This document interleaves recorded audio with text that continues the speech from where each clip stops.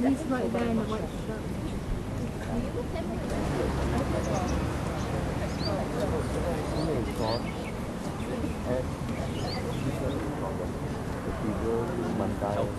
The article, the university said that there was a feeling of concern over the use of student media to publicize and promote the unsolicited views of an uninvited person to campus. Okay, but the article, which NTU has so far upheld the ban on, is a news report about the visit. It has nothing to do with SDP's manifesto on our newspaper. I'm here today to ask you to sign a petition to release the article to restore some credibility to Kron. The petition is on the table behind. You can all sign that later. In the hope that current and future students can train in a campus newspaper that both themselves and employers will respect. I was particularly aware that I had to cover Dr. Chee's visit in a neutral, non-partisan manner. A newspaper, I believe, should not take political sides or engage in writing that belongs to a political news writer. Thus, I took a student and reader-centric perspective on the article, focusing on students' opinions on his visit. Many students whom I interviewed were rather apathetic and indifferent about Chee's visit. In contrast, the censorship of story left behind a whirlwind of events for CS and the Chronicle, from fighting for the life of the article to grappling with censorship and dealing with it gracefully. So on most counts then, the story in contention would appear to have qualified as a worthy piece of news that is deserving of a spot in the paper. Well, that said, as I've mentioned before, the student editors and teacher advisors, we understand perfectly that we don't have free rein to report on everything that we want to cover. So even when we are trying to cover, report on stories that are potentially controversial and try to get it published, the story will usually go through a few more layers of gatekeeping before it actually gets published. So, despite all the previous efforts made to ensure that the news stories will fulfill its obligation as promoting function in a free campus, the university has exercised, in its capacity as owner, its judgment that the news articles did more harm than good.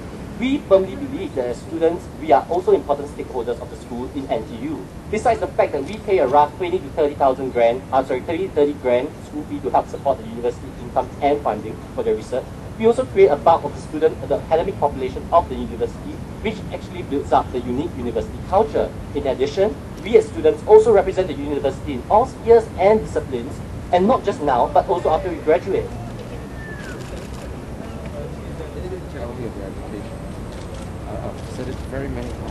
When I walked into NTU the other day, look, I didn't have any other agenda other than to raise awareness. And I told the students there who came up, I said, look, I'm not as interested as them agreeing with my views than to take an interest, to be informed, to debate, to discuss, and then come to positions on their own. I was just very disappointed when the university said, look, we've got to protect what they hear and what they see. And I told them, is this a kindergarten or this is a university? Yeah, well, that's actually practicing your message, what you were trying to do. Yeah, that's why I say, more importantly, I want to get across this whole thing that sometimes you don't know what your actions will bring, all right? But if you don't do anything, there will be no results. There are people who disagree with you. They are going to come up and they are going to criticize you. Take that. Take that as a learning process, because that's where you are challenged. And when you are challenged, you're going to improve yourself. Do you think having the petition, the school will be willing to republish the article if you get the required number of signatures at a petition? We are hoping they do, but I think not only the petition, but what transpires on the news stories tomorrow will matter as well. So we are not too sure. We obviously hope that it will be reversed, the decision, but I think what ultimately depends on is, the petition is important, but so is the other aspect, which is basically the media coverage and how the media is actually going to spin the story tomorrow. I think that. How do you feel about the school cutting out an article because of fear of its subject? I'm not sure whether the school itself cut off the article, but the impression I get from reading in the papers is that there's some sort of censorship, right? So I think that's a regressive attitude. That's not progressive at all.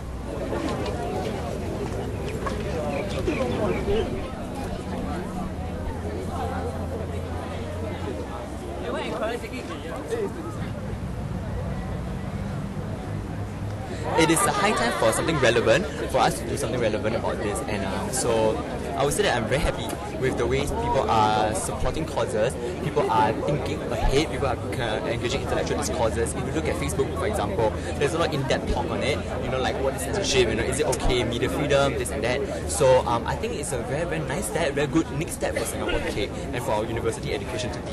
So, do you have any other avenues of raising awareness planned other than inquire.sg? Other than signing the petition, other than Speaker's Corner, anything else to make a difference? Well, nothing is as planned for the moment because because this thing unfolded 3 weeks ago, so we plan as it goes along. But after this, I hope we are going to present that to the president, and then we'll take it from there.